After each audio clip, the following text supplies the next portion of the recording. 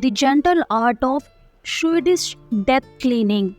2015 में आई ये बुक हमें बताती है कि आपके पास कौन सी चीज़ें होनी चाहिए और कौन सी चीज़ें हैं जिनकी आपको ज़रूरत नहीं है, जिनकी वजह से आपके अपने लोग परेशानी में पड़ सकते हैं।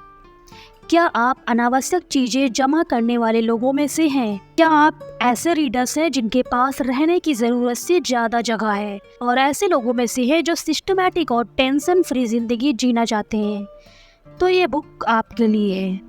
मार्गरेटा मैगुसन एक स्वीडिश कलाकार हैं जो खुद को 80 से 100 साल के बीच का बताती हैं। उन्होंने बैकमैन के कॉलेज ऑफ डिज़ाइन से ग्रेजुएशन किया और वो अंतर्राष्ट्रीय स्तर पर प्रदर्शन भी कर चुकी हैं। साफ सुथरे घर के फायदे ज़रूर होते हैं, भले ही वो एक छोटी कोशिश से हो, क्योंकि साफ सुथरे वातावरण से आपका दिमाग भी फ्रेश रहता है और केवल यही कारण नहीं है घर को साफ रखने का। आप कभी कभी अपनी लाइफ में आई फालतू चीज़ों को हटाने की सोचते हैं या बात के लिए टाल देते हैं, जैसे हम सामान को हमारे बेसमेंट या किसी स्टोर रूम में रख देते हैं ताकि हमको उनके बारे में फिक्र ना हो। लेकिन जिन चीज़ों के बारे में आप खुद सोचना नहीं चाहते वे काम की हैं या नहीं, तो आपके जाने के बाद आपके अपने लोगों को क्यों ये सब करना पड़े।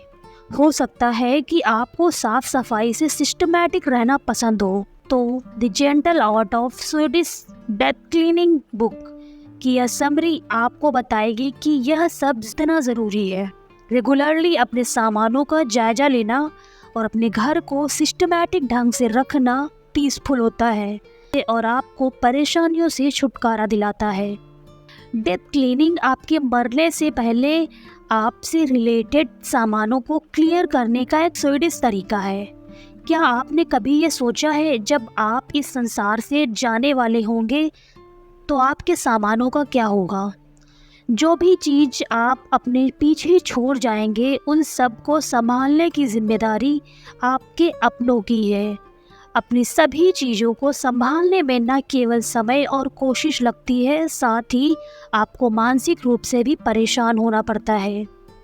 अपनी ज़िंदगी के अंत को करीब महसूस करना बिल्कुल भी अच्छा नहीं लगता, लेकिन इससे आप समय रहते अपनी विरासत को कैसे संभालना है ये तय कर सकते हैं। स्वीडिश लोग इसे डेथ क्लीनिंग कहते हैं। ऐसे बहुत से कारण हैं जिनकी वजह से आपको अपने घर की सफाई करनी चाहिए और अपने सामानों को कम करना चाहिए। हो सकता है कि आप अपनी कोई खास चीज़ खो दें या छोटे घर में रहना पड़े या नर्सिंग होम में शिफ्ट होना पड़े।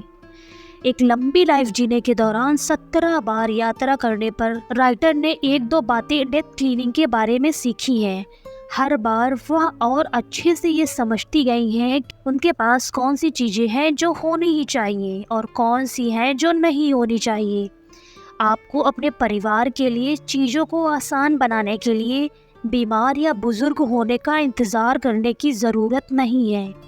उसके बजाय आपको अभी से स्मार्ट तरीके से क्लीनिंग अभी से शुरू कर देनी है। डेथ क्लीनिंग जो तरीका है उसका मतलब सिर्फ धूल हटाना या नॉर्मल सफाई नहीं है। ऐसी है जैसे आपको एक बिना काम की चीज़ों को घर से निकाल देना है, जिससे आप अपनी लाइफ आराम से कम चीज़ों से ही सिस्टमैटिक तरीके से जी सकें। ये तरीका वैसे आसान नहीं है, इसके लिए आपको इमोशनली तैयार होना होगा और उसके आसान तरीके भी हैं। फॉर एग्ज़ाम्पल, जब राइटर के पेरेंट्स नहीं रहे तब उनकी माँ का सुंदर ब्रेसलेट उन्हें मिला, लेकिन अब अगर वो उसे अपने पास रखती तो भविष्य में उनके 5 बच्चों में इस बात के लिए झगड़ा हो सकता था कि उस विरासत के ब्रेसलेट को कौन रखेगा। जब वो डेथ क्लीनिंग कर रही थी तब उन्होंने इस ब्रेसलेट को भी बेच दिया और वैसे भी उनके सभी बच्चों को अपने ग्रैंड पेरेंट्स से कुछ ना कुछ विरासत में मिला ही था। तो क्यों अपने बच्चों के बीच जेलसी और बुरी भावना पैदा करें। राइटर बताती हैं कि उनकी मदर इन लॉ ने अपने स्टोर रूम में काफ़ी सामान रखा था।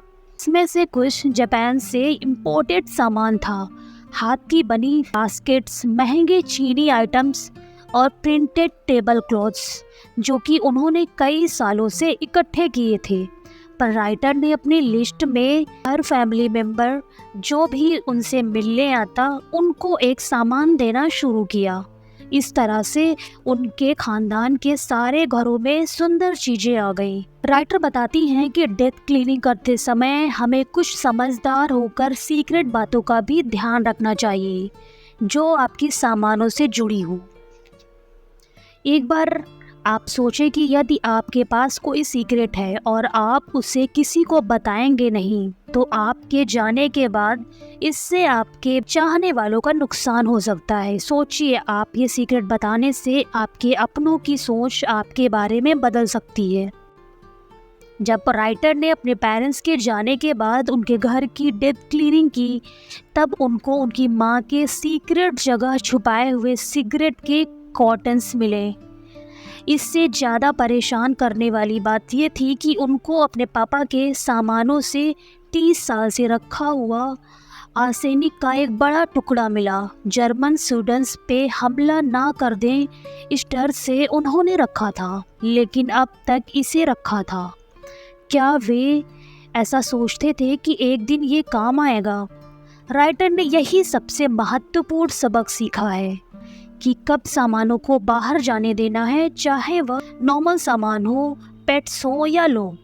राइटर बताती हैं जब आप अपनी डेथ क्लीनिंग करेंगे तो आपको यही सोचना है कि आप अपने चाहने वालों के लिए क्या छोड़कर जाना चाहते हैं ताकि आपके आसपास के लोग आपकी फालतू चीज़ों से परेशान ना हों और समय ना खपाएं। ये काम समय रहते शुरू करें ताकि आप अपने चाहने वालों के बीच अपना समय गुजार सकें, अपने पुराने दिनों और अपनी जुड़ी यादों को याद कर सकें।